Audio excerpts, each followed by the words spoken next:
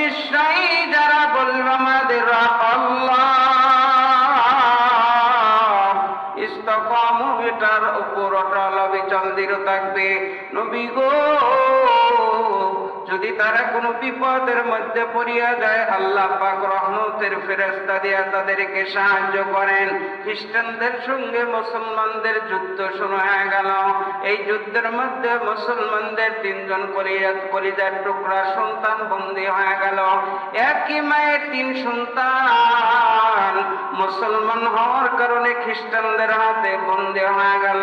তাদের নাম জিজ্ঞাসা করলেন, তোমাদের নাম কি?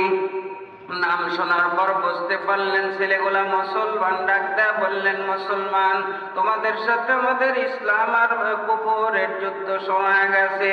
এই যুদ্ধের মধ্যে আমরা তোমাদেরকে হত্যা করব। ডাক দেয়া